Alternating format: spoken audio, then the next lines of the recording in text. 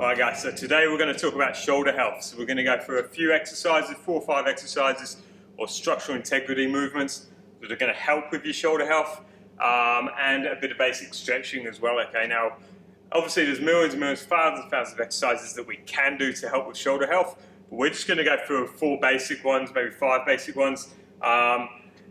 This isn't a definitive list. We'll probably do a part 2, part 3, part 4, but this is just going to kind of help you get started and going to help you with your shoulder injuries to start off with. Okay, so it's important to remember that you've always got to work above and below the problem area. So we've got a problem area with the shoulders. It's probably going to be affected in the upper back, mid back, lower back, and up to the neck as well.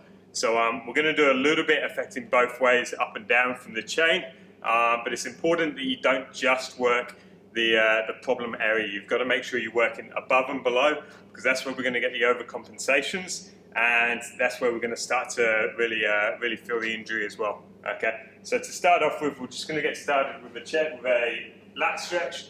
So I've got a band just coming up the top here and just above the head, and I'm just basically going to sink down, let the band take my arm up, just going to sink down into that stretch, kind of move around a little bit, see where you feel it the most. You can rotate the hand up and down, just kind of feel that stretch. This is a really good one to do. It's fucking bullshit. Come on.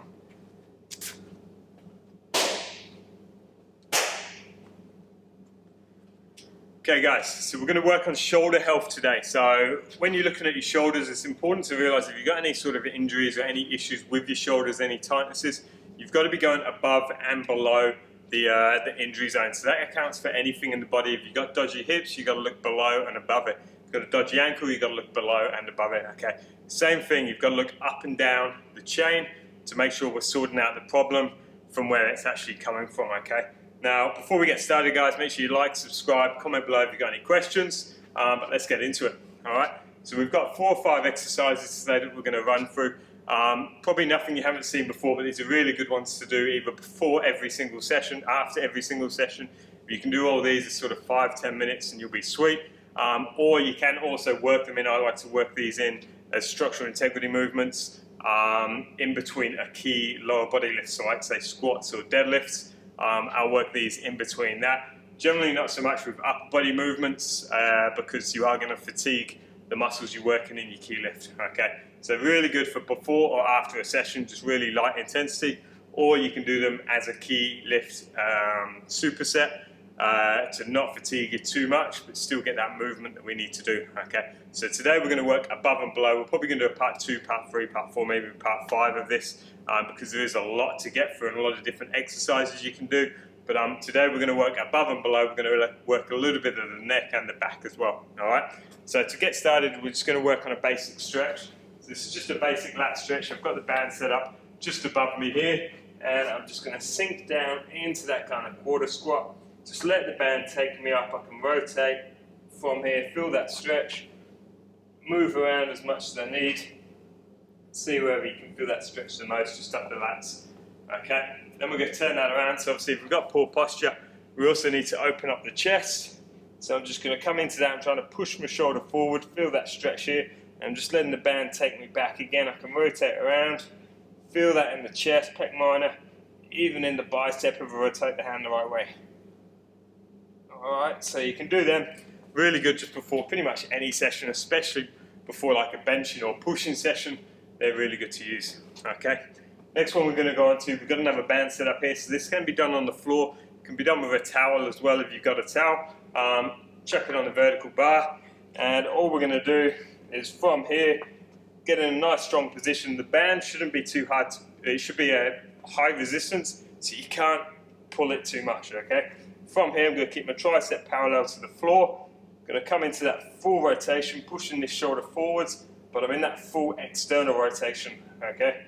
Now what we're going to do is we're going to try and drive forwards with the hand. 3, 2, 1. It's not going to move much. And then pull away. 3, 2, 1. Drive. 3, 2, 1. Pull away. 3, 2, 1. Beautiful. So basically the movement I'm going for, band's taking me that way. I'm trying to pull forwards into internal rotation, and then I'm trying to pull it backwards. So I'm not just letting the band take me, trying to actively pull backwards as far as I can into that external rotation. Okay. Next one we're going to go on to is we're going to go on to the kettlebell. So we've got two variations of this. We're going to do double-handed first, just halos, guys. So invert the kettlebell, it's upside down, keeping the kettlebell as close to the neck as we can. We're just going to come around the body, back to the start, around the body, back to the start. Okay, nice and slow, nice and steady. You can load this one up a little bit. You don't need to though. Just trying to get the shoulders working three-dimensionally. Big rotations. Beautiful. Okay. Next one, a little bit harder, so I'd say go light with this one, especially to start off with. This is 8 kilos, and we're just going to come around the neck single-handed. So from here, come around, keep the kettlebell facing down for this one. Keep it up high towards, the fist is always around the neck. And you're just rotating around, alternating directions each time, okay? Especially at this front part, you're going to feel like you want to drop it. Make sure the fist stays up around the neck. Nice and easy. Alright, so that's double and single-handed with that one. Okay, the last one we're going to do is we're going to move on to a band. Okay, so for this one, we're going to work protraction, retraction of the scapula, and then we're just going to work the back as well. Okay, so from here, I'm going to start protracted. So I'm going to start with my shoulders forward. My grip is just inside shoulder distance, about shoulder width apart. I'm going to protract, so that's pulling the band apart slightly. You can see that, protract, retraction. Okay, retraction, protraction, retraction, protraction. As soon as you got used to that, you're going to come back and then open up. And forwards, forwards. So 4 movements. 1, 2, 3, 4. Break it down. 1, 2, 3, 4. 1, 2, 3, 4. Alright, so that's a really good one to work that scapular movement. A lot of people, especially if they're sitting down at desks hunched over, they haven't got too much movement in their scapula, so we need to make sure we're loosening that up as much as possible, and we will go into that more in the next few videos. Okay, last one we're going to do, we're just going to work the neck.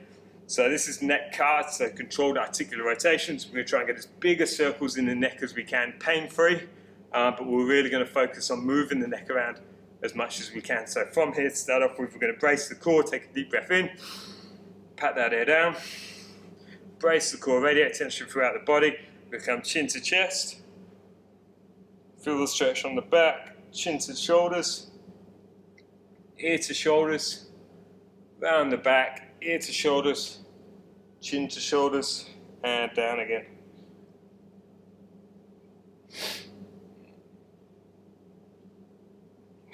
Just reverse it. Every time, think 2 miles an hour with this one, guys.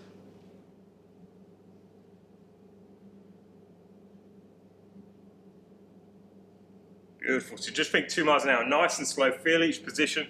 This is a really good one. If you're filming this one, film it with the camera directly in front of you on double time, and then you can really see any sort of twitches, any sort of rotation. You want to just be moving the neck. That's why we brace the core, radiate tension throughout the body. So when we're coming to the side, we can't tilt or rotate the torso at all.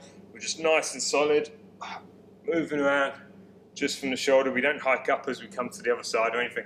If you're filming that at double time, you're really going to see those little twitches that are going to help you with any sort of overcompensations. Okay, obviously, if we're looking over here and we start to overcompensate and we start to hinge the shoulder, that's an overcompensation. So that's what we've got to get out of. So it doesn't matter how big your circles are, just make sure you're getting them in and you're only working the neck.